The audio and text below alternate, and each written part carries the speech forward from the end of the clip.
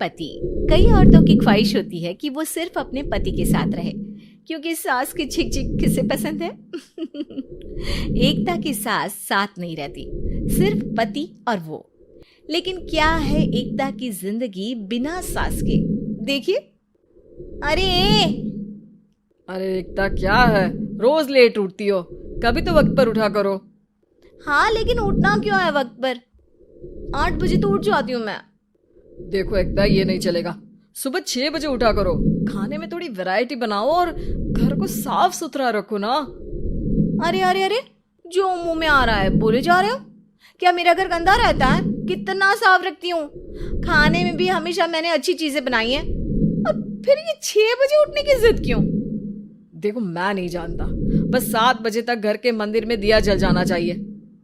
एकता बेचारी करती भी क्या, पति की बात माननी भी तो जरूरी होती है। एक दिन एकता सुबह पूजा करके पति को प्रसाद देने कमरे में जाती है, तो पति अपनी माँ से फोन पर बात कर रहा है। हाँ माँ, मैंने तो साफ बोल दिया, सुबह 6 बजे उठना है, नहा कर ही किचन में जाना है और 7 बजे तक मंदिर में दिया जल जाना चाहिए। आ रही होगी चाय लेकर। चलिए मैं रखता हूँ माँ, बाय।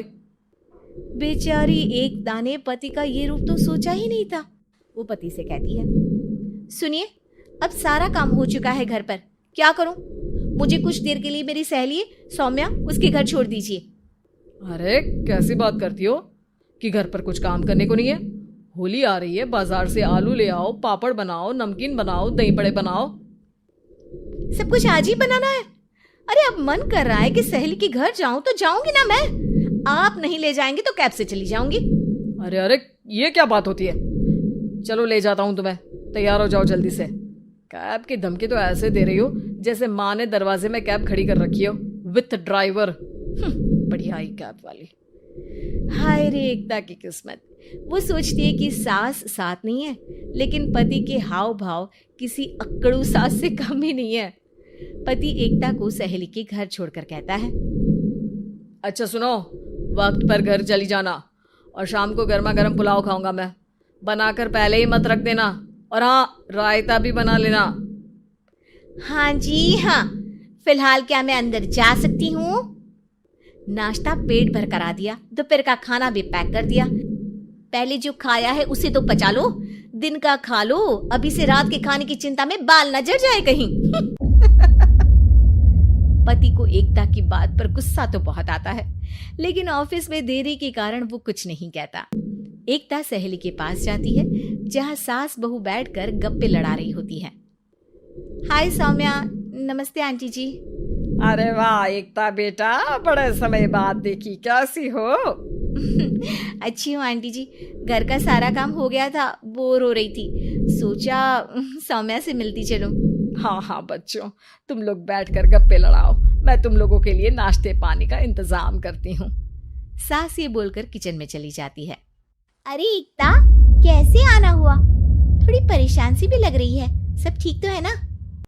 अरे यार, कहाँ ठीक हूँ, ना सोने मिलता है, ना अपने मन का कोई काम करने मिलता है। बस सुबह 6 बजे से किचन और रात के 12 बजे तक घर का काम। मेरी तो कमर ही टूट रही है। अरे क्यों मजाक कर रही है? तेरे तो मजे हैं, अकेली रहती है पति के साथ, न कोई सास न ससुर, न आस पड़ोस से मतलब।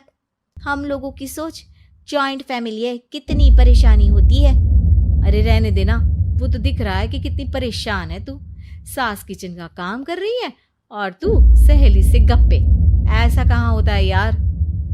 हाँ वैसे तू बोल तो सही रही है, सुबह थोड़ा सा भी लेट हो जाए ना उठने में तो मम्मी जी किचन संभाल लेती है। पति तो जाते वक्त उठाते हैं कभी कभी मुझे। पर मेरी छोड़, तू बता, सास साथ रहने आ गई है क्या, जो सुबह 6 बजे उठना पड़ता है? पति तो तेरा 10 बजे ऑफिस जाता है, 4 घंटा खाना बनाने में लग जाता है क्या तुझे एक लोगों का?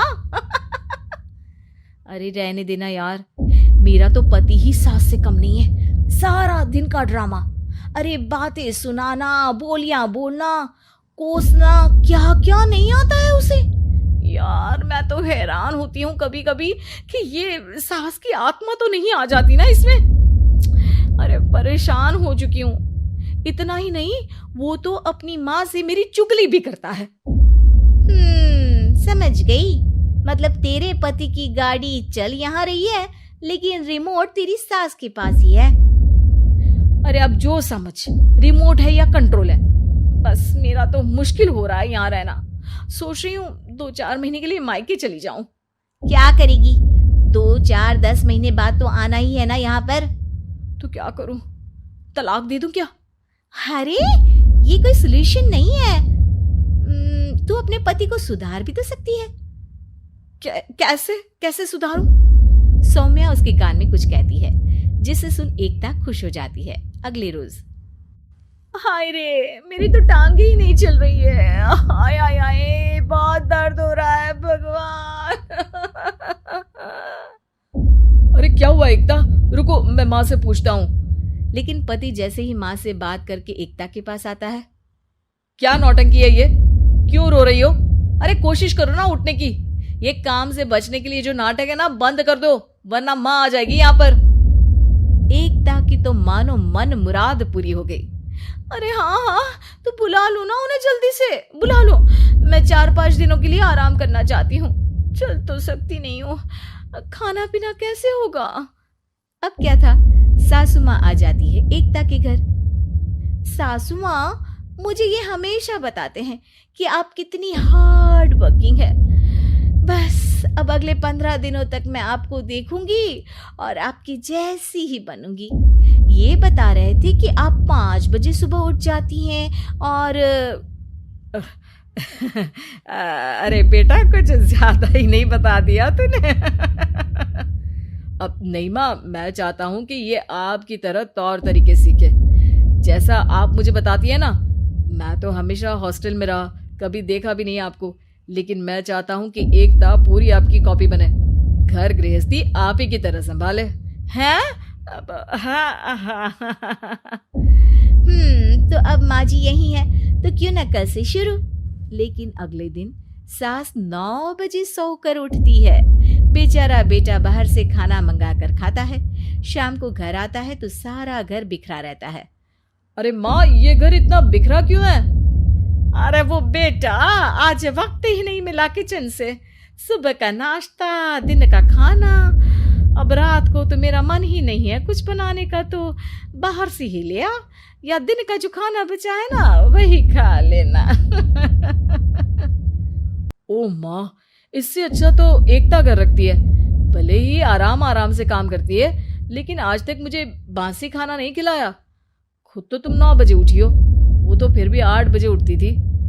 अरे बेटा, मेरे बस की नहीं है 8 बजे उठना, वो तो ना मैं झूठ बोल रही थी। मैं तो चली अपने घर। अरे कम से कम तेरे पापा मुझे सुबह की चाय खुद तो बना कर देते हैं ना। ना जी ना, मुझे नहीं रहना अपने बेटे के पास।